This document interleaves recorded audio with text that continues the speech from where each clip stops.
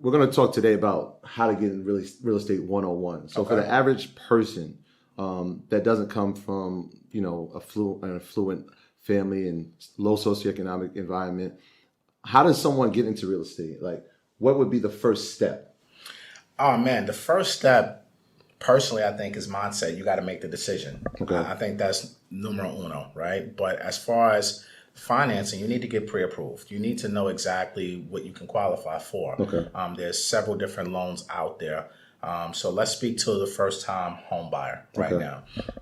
What I try to coach all my first-time home buyers is, most people want to go ahead and go to White Plains or go to Long Island, buy the nice single-family home with the white picket fence and this, that, and the third, right? Which is cool if that's what you want to do.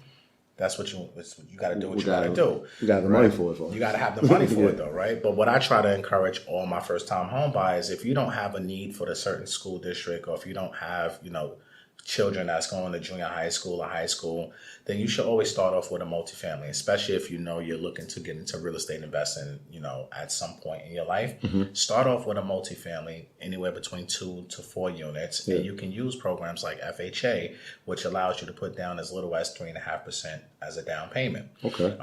Which is a terrific program. So 3.5 would be that's a pretty small percentage. Yeah. So as opposed to if I had to just outright put, like, what is it normally, 20% or 30%? No. So you have FHA that allows you to put down 3.5%. Yeah. And also conventional loans allow you to put down as low as 3%. But you have to qualify. You have to be certain income restrictions. Okay. If you're buying multifamilies, you have to. White Plains, the income restriction is probably 96,000.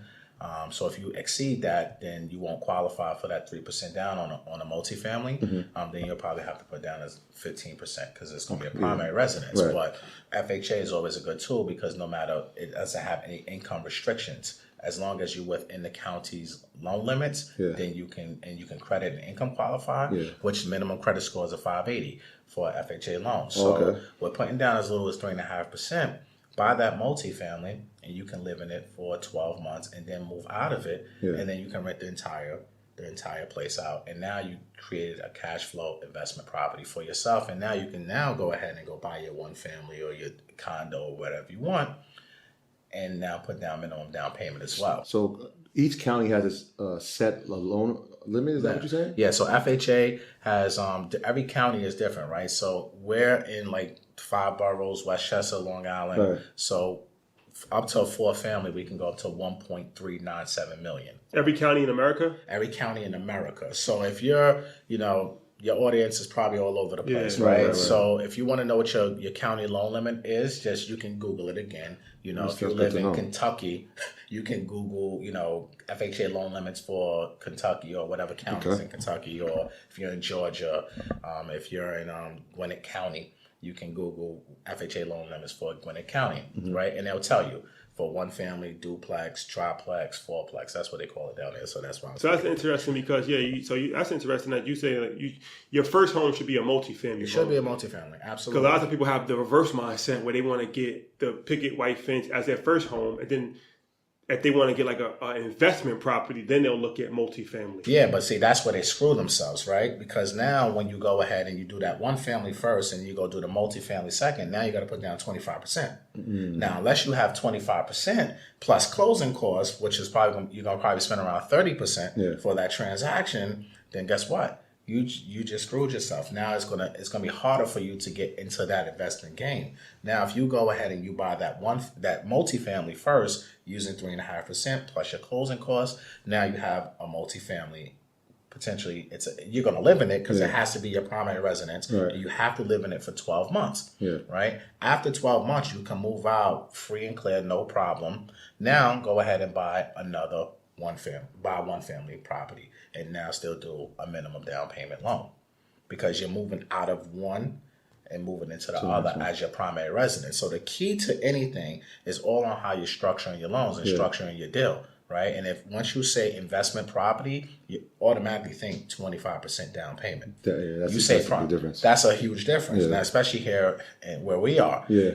That can be a couple $100,000 depending on that sales price. But if you go ahead and do multifamily first, minimum down payment, 12 months, you move out, move into your single family. Now you have an asset that's going to pay for itself and probably pay for your one family or a portion of that one family. Right now, you created some sort of cash flow. That's a mindset. I've had clients move from 4-family to a 2-family, and still was able to use minimum down payments. Now, if you use an FHA loan, you can't go ahead and move out of that 4-family property FHA and then go into the 2-family FHA because FHA changed their rules a couple years ago. You can't have 2 FHA loans at the same time now, right? So, but you could use it again, the FHA loan. If you what I tell everybody is this, right? You buy that 4-family or that multifamily. Okay.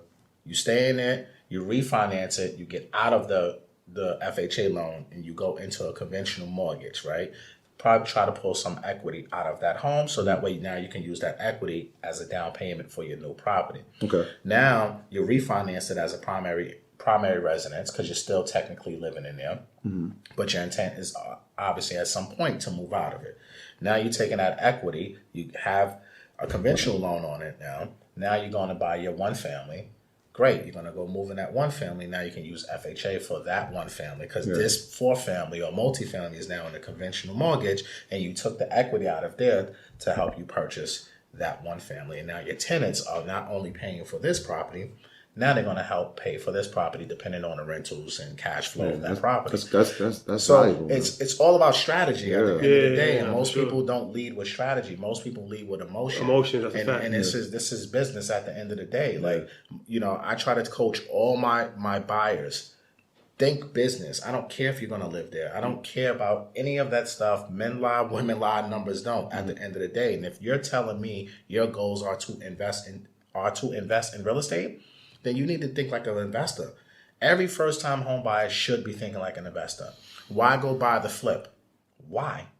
When there's programs out there for the first-time home buyer, like a FHA 203K loan or a Fannie Mae home style loan, where you can get renovation and your mortgage money all in one loan.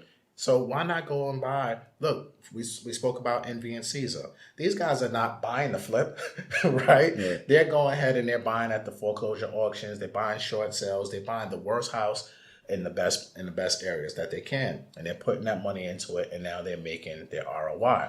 Why can't every first-time home buyer think the same way like the investor? Why does the Envies and the Caesars of the world need to make all the money? Why can't the first-time home buyer have that same strategy and make the same returns, but you're going to live in it for a year, 2 years, 3 years, whatever the case may be. But now you're buying under market. Yeah. That's the whole. So you would encourage anybody to go into buying a home as an investment. Like, even if somebody doesn't necessarily look at themselves as a real estate investor, I guess they are a real estate investor by buying a home. You're investing, right? You're investing. Right. Whether you think you're investing or not, you're investing. Yeah, you're investing or not. So some people would tell you out there that your primary residence or a single family home is not an investment because it doesn't generate cash flow, right? Which is true, but to me, I don't think that's 100% true because you're looking at that equity, right? That equity is what that first-time home buyer should be paying attention to. And when that equity gets to a certain position, you need to act on it. You need to do something with it because equity is monopoly money. It's not guaranteed. The market crashed 12 years ago, right? When every home was depreciating across America. So if that doesn't tell people that equity is monopoly money, I don't know what's going to tell them. So I have people right now that may purchase a home in 2011, 2012. Now they may have 200, 300,000 in equity and they don't want to touch it. I'm like, what are you doing? You need to take that money and do something with it because if the market corrects itself, which it will at some point, now you're going to kick yourself that you didn't jump in the game, take that money to invest in these opportunity zones, right? And build that generational wealth for yourself. Because the market doesn't care about what's going on. The market is going to do what the market wants to do. So what I try to coach all my buyers, my sellers, my current homeowners, whoever, don't let equity sit there because it's not guaranteed. You got to use it. If you don't use it, then it's nothing. Yeah. It's monopoly money. That's real. That's a fact. I'm sitting here thinking okay. The single family home is great. I don't have nothing against the single family home, but I think the strategy moving forward should be multifamily first, single families later down the road, because you can always buy a single family home. There's never going to be a shortage of that. Look what's happening. Housing is expensive. Rents are going up.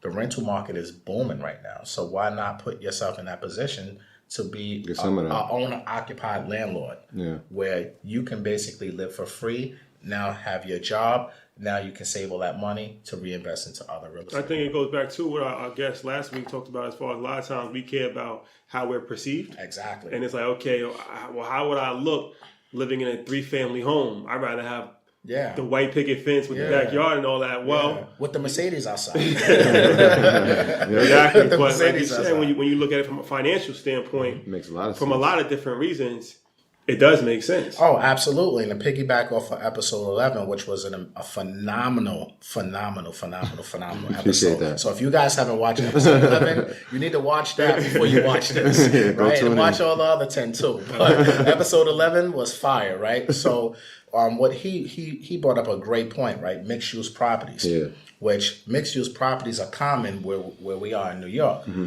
You can use FHA loan to purchase a mixed-use property, which a lot of people don't know, and put down 3.5%, as long as 51% of that mixed use is residential. So you can go ahead and buy that mixed use that may have a storefront, but 2 apartments or 3 apartments as residential. And now if you're a business owner, if you're, like he said, he runs a restaurant.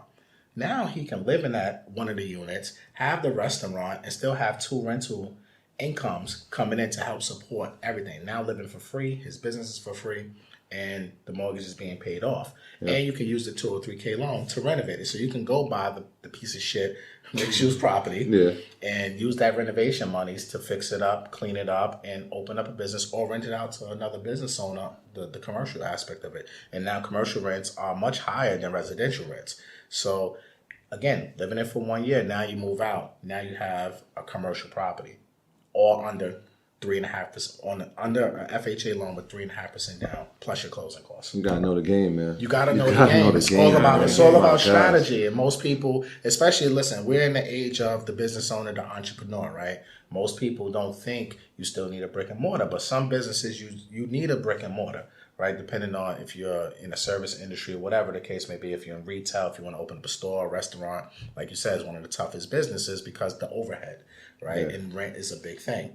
But if you have a mixed-use property and you want to open up a restaurant, why not use that as your primary residence also for at least 12 months? For that 12 months, sacrifice. So you can get the loan, Get the loan, live in it, because you always can move out, and now you have a business that's basically in there for free. And a new rental property because you left. And rental property. So you get, you killing 2 birds with 1 stone, so to speak. You get rental and your business in there, and your business is not going to have all that overhead of the pressure of paying the rent, because you know what? It's your mortgage and your tenants are paying for it upstairs. Yeah, man. So it's all about strategy.